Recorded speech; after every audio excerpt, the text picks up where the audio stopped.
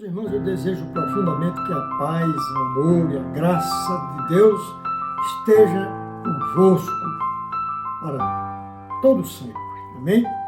Nós vamos fazer algumas considerações numa mensagem cujo tema que eu escolhi é pandemia versus restauração. Eu escolhi um trecho de um grande profeta. Ele é grande, mas é tido teologicamente como um profeta menor, porque não diz respeito à sua pessoa. Menor vem em função do livro que foi escrito acerca de cada profeta. Tem os profetas menores e os profetas maiores. Você tem uma ideia? O livro de Joel tem apenas 3 capítulos. Nós refletiremos sobre as suas profecias, que estão inseridas no rol dos profetas menores. Sua mensagem é atemporal, visto que, dirigidas a Israel, se adequam perfeitamente a nós e aos tempos atuais. Ele nos mostra que, assim como o pecado atrai o juízo de Deus, o arrependimento produz bênçãos, sobretudo porque Deus é bom, justo e misericordioso. Seu livro contém só 3 capítulos, nos quais esboça acontecimento com o povo escolhido, havendo divergências históricas quanto ao período, se foi antes ou depois do cativeiro. Mas isso, na verdade, é um detalhe inexpressivo em face de que as profecias de Joel, elas são, como disse, atemporais, ou seja, válidas para toda e qualquer época. Vamos imaginar que foi após o período do cativeiro. Então, já na posse da terra, onde, como havia Deus prometido, manava leite e mel, e todo tipo de fartura, terra de uma prosperidade inigualável. Eles viviam da produção agrícola, que era a grande fonte de sobrevivência, como nos dias de hoje, porque afinal de contas, sem agricultura, ninguém vive. Israel, num jugo quatrocentenário, mas agora liberto e desfrutando de uma prosperidade excepcional, plantava e as chuvas sazonais, sob o controle celestial, regava no tempo próprio e de maneira tal que a colheita era certa, era safra e entre safra, e haja prosperidade. Assim, os 3 produtos básicos, que eram cereais, azeite e vinho, os quais também eram usados tanto na mesa daquele povo, quanto nos cultos diários, com os cordeiros que eram imolados como oferta sacrificial ao Senhor. Todavia, meus irmãos, como acontece sempre, diante da fartura, da sombra e água fresca, veio o comodismo. As pessoas já não faziam seus cultos regularmente. Eles se afastaram de Deus, portanto, colhiam o que plantavam. A prosperidade era crescente. Essa é a primeira lição que nós tiramos desse texto.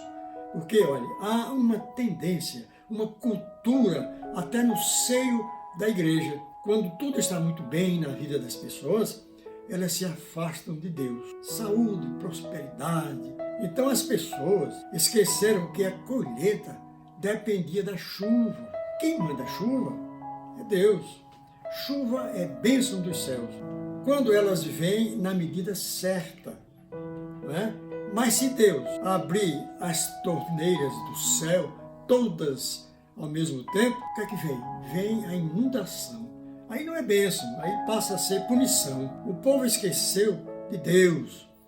Veio a embriaguez, a idolatria. Deus ficou relegado ao segundo plano. Meus amados, como foi naqueles tempos em que as pessoas se acomodaram tanto em função da vida próspera, tem sido também nos dias de hoje.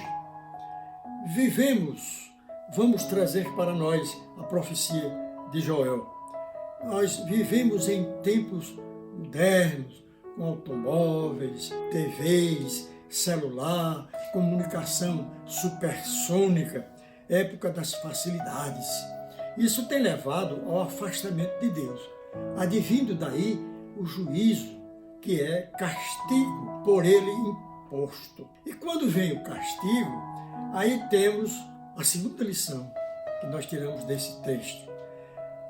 Uma lição prática, que é justamente o fato de que, quando as pessoas estão debaixo do juízo de Deus, enfrentando revés, sofrendo, aí a coisa muda totalmente de figura. Nessa hora, todos correm para os braços de Jesus. Foi exatamente isso que aconteceu diante da vida fácil, da tranquilidade, da fartura, do bem-estar, celeiros cheios. O homem proclama: alma, come, bebe e folga. Aí então Deus diz: louco, se te pedirem hoje tua alma, para onde irás? Vocês lembram desse texto? Diante dessa teimosia, dessa afronta, desse descaso, Deus, então, voltando à profecia de Joel, permitiu a invasão de uma praga de gafanhotos que a tudo destruiu. A priori, eles não perceberam a mão de Deus naquele episódio. Fizeram nova semeadura, mas faltou chuva e tudo ia de mal a pior. Transportando para os dias de hoje, nós vemos que o mundo chora as perdas materiais e, o que é pior, a morte de seus entes queridos, em face desta pandemia que aí está.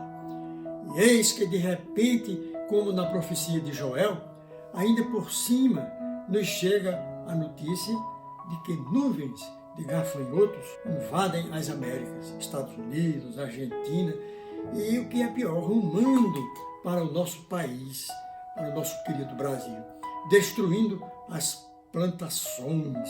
E não são gafanhotinhos não, meus irmãos, são gafanhotos gigantes. Eu tive a oportunidade de ver nos noticiários, é impressionante.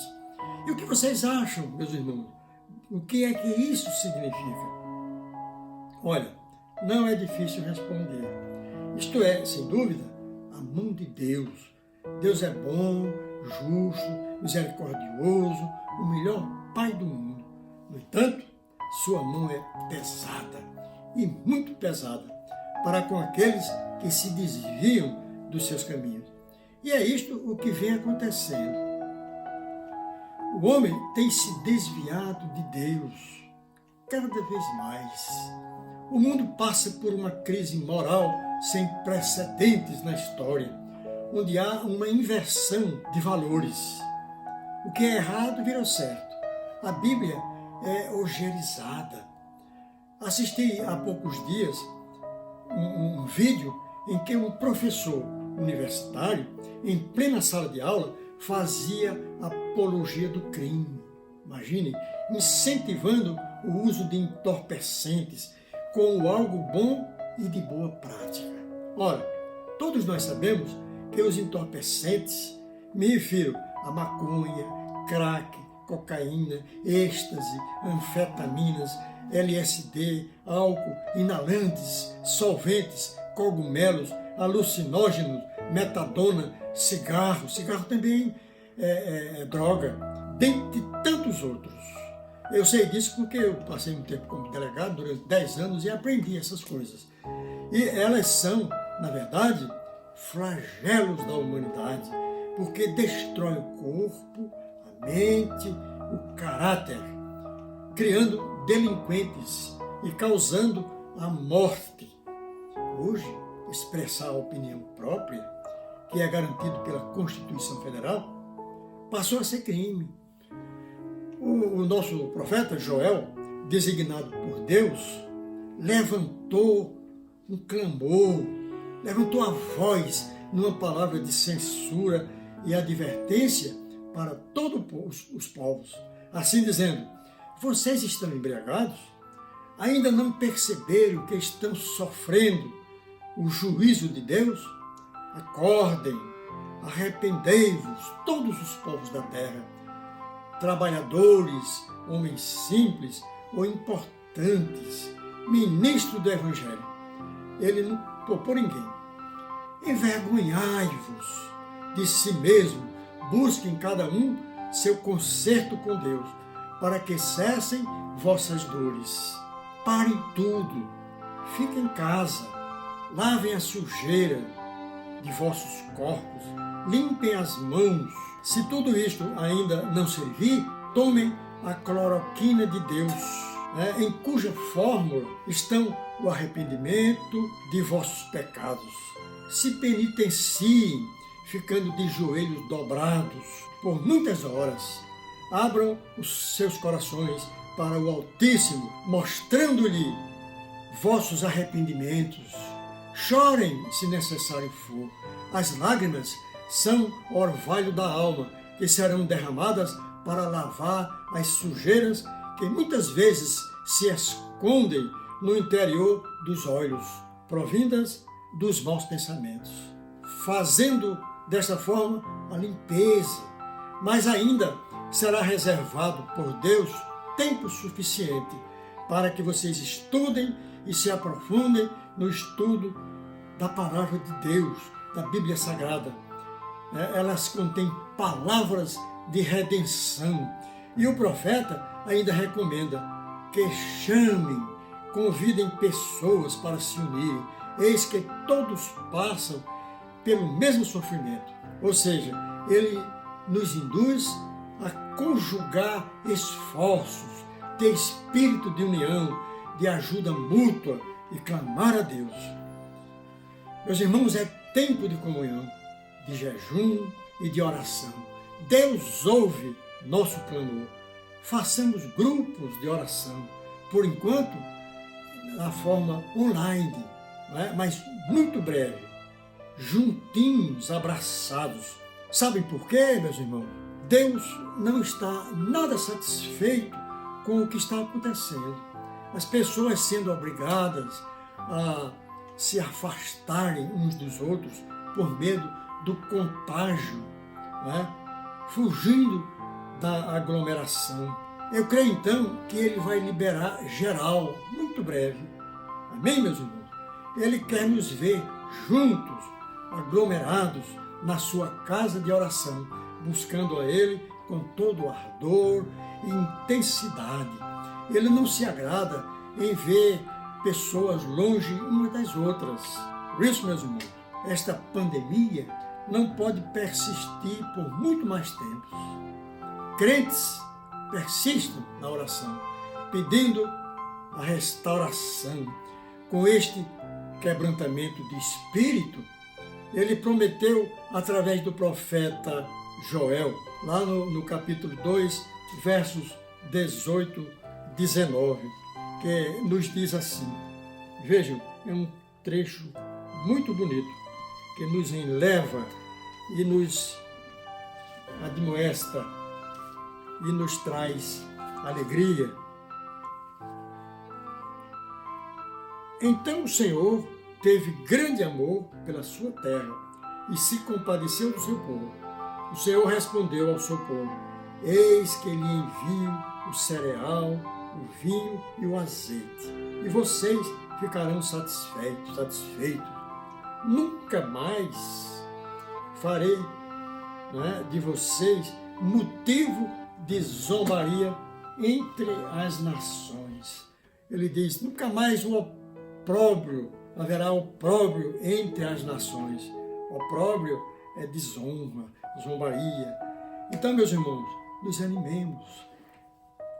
Coloquemos dentro do nosso subconsciente essa mensagem profunda que nos foi trazida através do servo profeta Joel, nos advertindo para esse estado de coisas.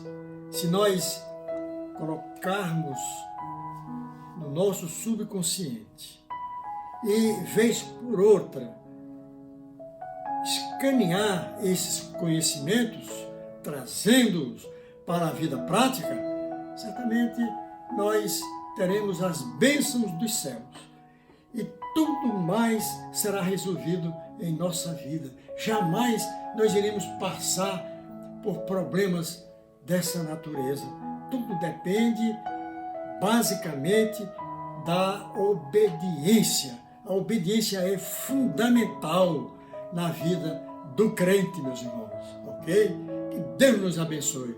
Vamos ser dirigidos a Deus numa breve oração. Senhor, que alegria! Nós acabamos de receber de Ti, através do Teu profeta, esses conhecimentos, essas advertências e essa promessa, Senhor, de que Tu estarás conosco. Se, no entanto, nós nos aproximarmos de Ti e colocarmos dentro de nós essas lições e a praticarmos. Então, Senhor, que bom nós conhecermos essas palavras Tuas de promessa que nos enche e nos conforta o nosso coração. E nós queremos, Senhor, nesse instante pedir pelos Teus servos em toda a face da terra, ser com eles, abençoai-os, livrai-os de todos os males, ó Deus. E levanta o ânimo dessa gente. Sei que muitos estão sofrendo e cabisbaixos, preocupados, sem nenhuma razão, porque está lhes faltando fé. Que eles possam, Senhor, através dessas lições que Tu nos traz frequentemente, através dos Teus profetas, que eles possam colocá-las em seus corações e as praticarem. E nós queremos, desde já, Te agradecer, ó Deus, por essas bênçãos que Tu nos promete. Em nome do Teu Filho amado Jesus. Amém.